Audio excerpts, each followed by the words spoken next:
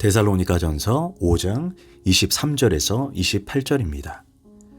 평강의 하나님이 친히 너희를 온전히 거룩하게 하시고 또 너희의 온 영과 혼과 몸이 우리 주 예수 그리스도께서 강림하실 때에 흠없게 보존되기를 원하노라. 너희를 부르시는 이는 미쁘시니 그가 또한 이루시리라. 형제들아, 우리를 위하여 기도하라. 거룩하게 입맞춤으로 모든 형제에게 문안하라. 내가 주를 힘입어 너희를 명하노니 모든 형제에게 이 편지를 읽어주라. 우리 주 예수 그리스도의 은혜가 너희에게 있을지어다. 아멘. 할렐루야. 오늘도 좋은 날입니다. 데살로니가전서 5장 23절에서 28절 말씀 묵상입니다. 오늘은 바울의 기도라는 제목으로 말씀을 나누도록 하겠습니다. 사도 바울은 데살로니가 전서를 마치면서 기도로 이 서신을 마무리합니다. 23절입니다. 평강의 하나님이 친히 너희를 온전히 거룩하게 하시고 또 너희 온 영과 혼과 몸이 우리 주 예수 그리스도께서 강림하실 때에 흠없게 보존되기를 원하노라. 바울은 데살로니가 교회를 위해 이렇게 기도하면서 동시에 27절에서 데살로니가 교회 역시 너희를 향한 내 소원과 기도가 너희의 소원과 기도가 되기를 바란다는 것입니다. 즉 내가 이처럼 기도하니 너희도 이와 같이 기도하라는 것입니다. 사랑이라고 하는 것은 서로 마주 보는 데 있는 것이 아닌 같은 방향을 보는 데 있습니다. 같은 목적, 같은 비전, 같은 소원을 가지는 것이 사랑입니다. 나에게 너가 필요하고 너에게는 내가 필요하다. 이처럼 조건이 붙는 사랑은 참사랑이라고 말할 수 없습니다. 참사랑은 한 방향을 보는 것입니다. 마음과 뜻, 궁극적 관심이 하나가 되는 것입니다. 가정에서 남편과 아내 그리고 자녀가 같은 목적과 소원을 가지고 하나님 앞에 기도하는 것 얼마나 아름답습니까? 또한 교회에서 목회자와 성도가 같은 소망을 품고 기도하는 것이 바로 사랑입니다. 지금 바울은 이렇게 기도를 시작합니다. 평강의 하나님이 친히 너희를 온전히 거룩하게 하시고 우리의 하나님은 평강의 하나님입니다. 그리고 그 평강의 하나님이 우리에게 바라시는 것이 거룩한 삶이라는 것입니다. 하나님께서 거룩하시니 너희도 거룩하라. 하나님께서 온전하신 같이 너희도 온전하라 하십니다. 하나님의 백성은 하나님을 닮아 거룩한 삶을 갈망해야 합니다. 어쩌면 하나님께서 우리로 거룩한 사람을 만들기 위해 모든 사건을 주신 것입니다. 교만한 사람은 겸손하게, 높은 사람은 낮게, 게으른 사람은 부지런하게, 세상으로 마냥 기울어진 사람은 끌어당기기 위해 여러 환경과 고난, 역경을 잠시 허락하십니다. 그런 과정 가운데 우리가 거룩해져 가는 것입니다. 거룩은 하기오스로 세상으로부터 구별되다라는 의미입니다. 소극적인 의미로는 세속으로부터, 죄로부터, 음란으로부터 구별되는 것입니다. 적극적인 의미로는 내가 하나님 편에 서는 것입니다. 하나님의 거룩하심을 담기 위해 애쓰고 갈망하고 노력하는 것입니다. 요한복음 17장 15절에 보면 예수님께서 마지막으로 제자들과 성만찬을 하시며 이렇게 기도합니다. 내가 비옵는 것은 그들을 세상에서 데려가기 위함이 아니요 다만 악에 빠지지 않게 보존하기를 위함이니이다. 비록 세상에 살지만은 악에 빠지지 않고 거룩하게 살아가기를 원한다는 것입니다. 고로 우리의 기도 제목 역시 거룩한 삶을 사는 것이 되어야 합니다. 물론 직장을 바꿔주세요, 집을 옮겨주세요, 장사가 잘 되게 해주세요, 부자로 살게 해주세요 라는 기도도 해야겠지만 그보다 더 중요한 기도가 있습니다. 바로 하나님, 나를 거룩하게 하시옵소서. 내 생각을 깨끗하게 하여 주시옵소서. 내 생활을 거룩하게 하여 주시옵소서. 그것이 최우선순위 기도가 되어야 한다는 것입니다.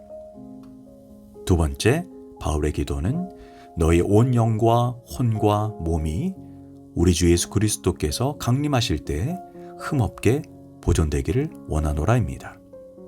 여기서 바울은 인간의 세 가지 본성에 대해서 말합니다. 영, 혼, 몸입니다. 이것을 우리가 좀 더 신학적으로 이해하기 위해 중생, 성화, 영화의 과정으로 살펴봐야 합니다.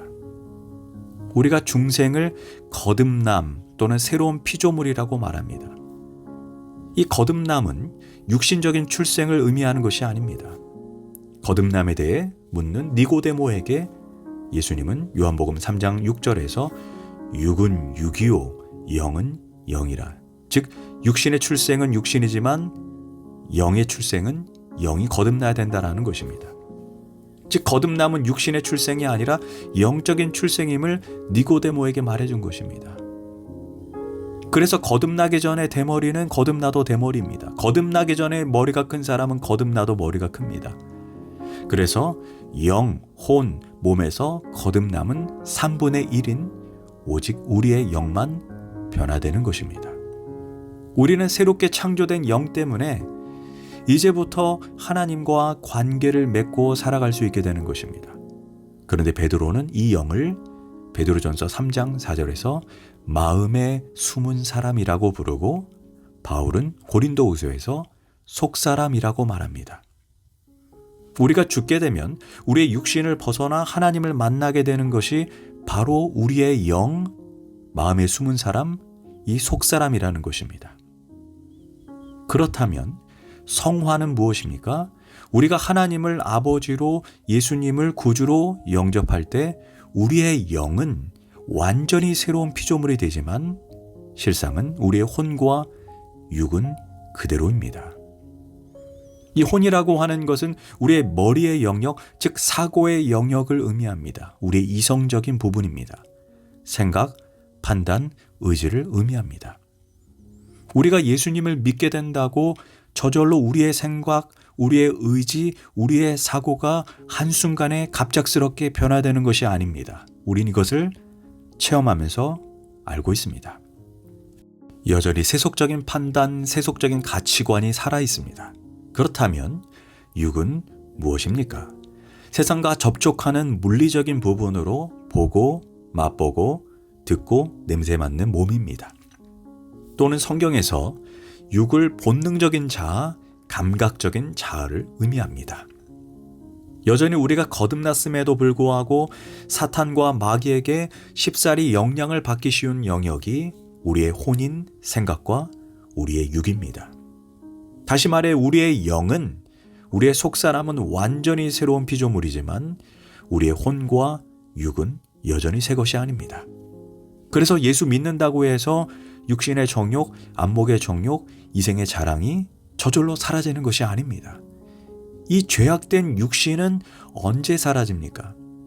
성경은 예수님께서 다시 오셔서 우리에게 새 몸을 주실 때까지 우리의 육신의 문제는 절대로 해결되지 않습니다.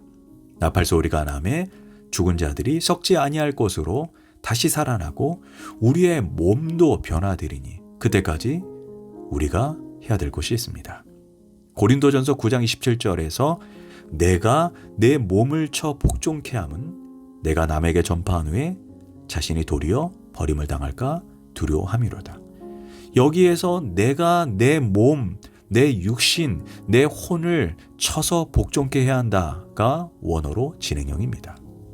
즉 거듭난 내가 이 거듭난 내 영으로 내 육신인 혼과 육을 쳐서 다스려야 한다는 것입니다. 나의 혈기를 누가 다스립니까? 나의 육신의 정욕을 누가 다스립니까? 나의 죄된 본성을 누가 다스립니까? 예수님이 다스려주는 것이 아닌 내가 쳐서 복종케 해야 합니다. 우리가 예수 믿으면 저절로 거룩한 삶을 살고 혈기도 사라지고 미움도 음란도 사라지고 막말하는 습관도 저절로 사라집니까? 아닙니다.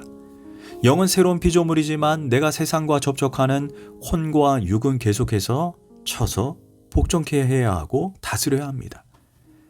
많은 사람이 착각하는 것은 언젠가는 내 성품이 예수님을 닮아가겠지, 내 육신의 정욕도 미움도 저절로 사라지겠지라고 생각합니다. 그런데 문제는 신앙생활 10년에도 예수 믿기 전에 싸나운 사람은 예수 믿어도 싸납지 않습니까? 그리고 마음속으로 다짐합니다. 언젠가는 하나님께서 나를 온유한 사람으로 변화시킬 것이라는 희망을 품습니다. 그러나 안타깝게도 죽을 때도 싸납게 죽습니다. 거듭난 내 영이 내 몸과 내 생각인 혼을 쳐서 복종케 하기 전까지 아무 변화가 일어나지 않는다는 것입니다. 중생은 하나님의 전적인 역사이지만 성화의 과정은 우리가 우리의 몸과 혼을 쳐서 복종케 함으로 예수님을 닮아가는 것입니다. 그리고 최종적으로 영화라고 하는 것은 주님이 다시 오셔서 우리에게 새 몸을 주실 때 이제는 육신의 정욕과 그리고 죄와 싸우지 않아도 되는 몸을 얻게 되는 것입니다. 그래서 지금 바울은 주님이 오실 때까지 우리의 영과 혼과 몸이 흠없이, 즉 거룩하게 보존되게 해달라고 기도하라고 간구하는 것입니다. 이것이 우리의 기도가 되기를 소망합니다. 어떤 목사님이 신학대학교 기숙사에서 아침에 이를 닦게 되었습니다. 옆에서 다른 늦가기 신학생과 나란히 이를 닦습니다. 그런데 나이가 많은 그분이 이를 닦다가 그냥 눈물을 흘립니다. 왜 우냐고 묻자 주저하면서 이렇게 말합니다. 내가 젊었을 때 허랑방탕하게 살아서 성병에 걸렸다는 것입니다. 물론 이제는 하나님의 은혜로 모든 것을 청산하고 신학교에 왔습니다. 그러나 옛날 성병 후유증 때문에 이 몸이 전부 사가버려 어금니가 빠진다는 것입니다. 이를 닦다 말고 그 빠진 어금니를 손에 들고 옵니다. 이거 어찌합니까? 죄는 용서받았지만 육신의 흠이 남아 있습니다. 그걸 바울이 말씀하는 것입니다. 우리는 주님이 다시 오실 때까지 우리의 영뿐만 아니라 우리의 혼도 우리의 몸도 깨끗하게 보존되기를 바란다는 것입니다. 얼마나 중요한 기도입니까? 기도하겠습니다. 하나님, 그리스도께서 오실 때까지 우리의 거듭난 영, 거듭난 속사람이 우리의 몸과 혼을 거룩하게 잘 다스려 흠없이 보존되게 하소서. 예수님의 이름으로 기도합니다. 아멘.